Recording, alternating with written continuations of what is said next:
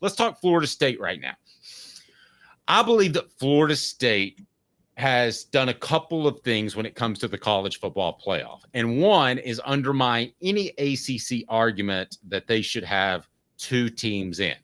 However, I'm still fearful that the college football playoff committee will try to force 2 in.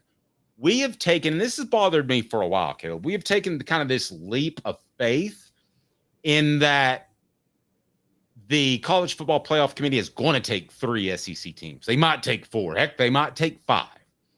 But there's a part of me that thinks, especially after I looked at the representation and there was only 2 people out of 12 at any tie to the SEC, that they might try to force 2 Big 12 teams or ACC teams in.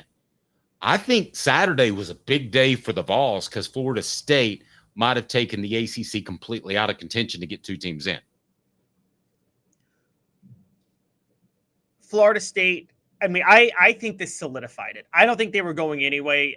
I know you think there was bias. There might have been bias towards the ACC. Dave, the majority of the committee was ACC members last year, and they kept out Florida State. One, the ACC committee hates Florida State with a burning passion. So, because they're trying to leave, and they hate Clemson too.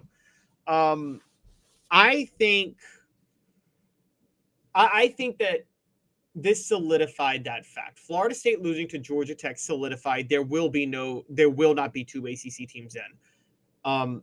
There will be a minimum of 4 SEC teams in. Florida State is going. If Florida State doesn't win the Big 12, the ACC, they're not going. If Florida State wins out and beats Clemson, Dave, Clemson could go 12-1 or 13-1. The committee's going to be like, yeah, but you lost to Georgia Tech. But you lost to Florida State, who lost to Georgia Tech. So I think this solidifies the fact that there will, unless Georgia Tech all of a sudden runs the table and goes 12-0, not happening. They're playing Georgia. But unless that happens, there is no way they would look at the ACC and put 2 teams in.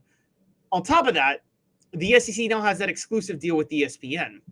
Guys, y'all can think this all day, and you're just going to be thinking wrong. The SEC is not going to be treated unfairly in the playoff. Ever. They're going to be treated more fairly than they should be, if anything. Wait, who thinks that?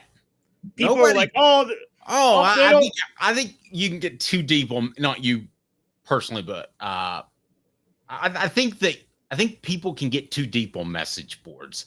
I think for the most part, people believe that the SEC will get preferential treatment, not only because of the tie with ESPN, but because it's just a better product top to bottom. I mean, and that goes with last year's SEC, this year's SEC.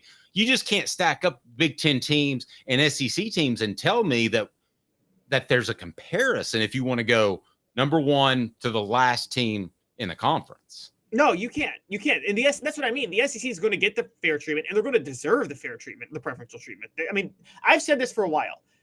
SEC bias is real. It's also earned. Okay, so that's why last year the committee said, I'll take a 1-loss Alabama over an undefeated Florida State any day of the week. And I think that you're going to see more of that this year. This solidifies that. There will not be more than 2 ACC teams. There will not be more than 1 ACC team. Excuse me. There will definitely not be more than 1 Big 12 team, given the fact that the best team in the Big 12 might be Arizona or Kansas State or Utah. I know. I just don't trust these people. That's why I want just a very simple, no bones about it. This is not hard. This is a formula that we all play by, and it doesn't include scoring differential. That's the one thing I don't want to see running up the score, and that was a part of it for a short time. But Dave, I get that you don't trust this committee, but if you trust them if you fear that they will make a poor decision, they would make a poor decision in favor of the SEC before they made it against the SEC because of the SEC's ties to the college football playoff and ESPN. Okay, but here's how distrusting I am of the committee. Okay. And I think that ESPN will ultimately have enough of a say where they will be able to affect what goes on. But there's no way in creation that Tennessee, who beat Alabama in 2022, should have been behind them. That just doesn't make sense to me. That's simple. It's on the field. So I don't trust anything they do. Nothing. And maybe it's not contrived. Maybe it's just stupid. But I mean, I think you've got to eliminate all factors because you and I think there are going to be 4 SEC teams in? No, there's going to be 5. I think there's going to be 5. You think there'll be 5? We think that. I don't know that until I see it. So I think every time, and we're gonna track teams throughout the week, and we're gonna tell you every Thursday or Friday and a new feature who to watch, because nowadays, Caleb, there are teams to root against, which I am gonna point the finger at you. You said that this would make the regular season less interesting. I believe firmly it makes the regular season more interesting, because you're going to see teams play themselves out of it. And Georgia Tech has played themselves into the conversation. They're not going to go undefeated. We know that, but they're going to cause some trouble in the ACC. I wonder if you've changed your tune at all, because FSU losing had an impact on a lot of teams. No, I haven't changed my tune. And I'll tell you guys exactly why I haven't changed my tune. It has increased the value of the regular season for games and teams like ACC teams and mid-level Big Ten teams. For the SEC powers, it doesn't matter. They still know, go 10-2, you're in. Go 9-3, you're cussed. Go 8-4, you're out. That is the rule with the SEC. So it's still the problem to me that you can lose 2 regular season games and be in. I have a problem with the fact that Alabama, LSU carry 0 weight this year. I don't care about Florida State, Georgia Tech impacting that. I care about the fact that when Alabama plays LSU, it used to be, oh my gosh, the team that loses, everything is on the line. Now they're like, we can lose. We'll be all right. Well, but see, I don't think a team can lose a second game and feel like they still have a shot. Now they do, and there are going to be some 10-2. Well, yeah, there are going to be some 10-2 teams that make it, but you're also throwing yourself in a mix where the committee could vote against you and you don't get in. Derek pretty much sums it up.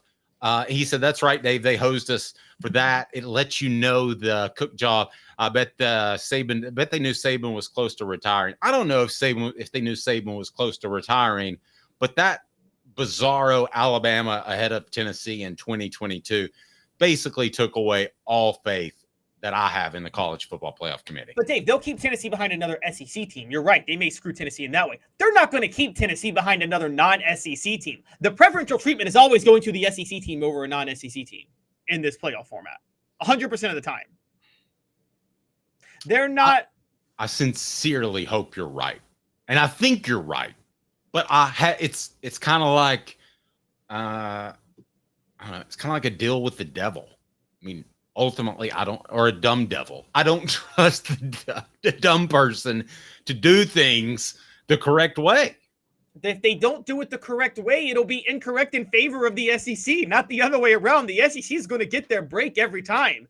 I mean, that in this way. I mean, and now again, 15 years ago, different story. But nowadays, the preferential treatment will be in favor of the SEC most of the time, within reason. Not because I would do something that I think is unreasonable, but not that I think is unreasonable, that the national media would think is unreasonable, which is I would say, I think there's an argument that all but one wild card team should come from the SEC this year. I think the SEC should get 6 teams in, and the Big Ten 3, and everybody else 1. I mean, I think maybe you could put 2. I don't even know if there's 2 wild card Big Ten teams this year. Now, in year to year, that's going to change, Dave. But I think the Big Ten is very down this year. I think Ohio State's massively overrated. Michigan's rebuilding. So I think the Big Ten is very down this year. And the SEC may be the deepest it's ever been this year alone.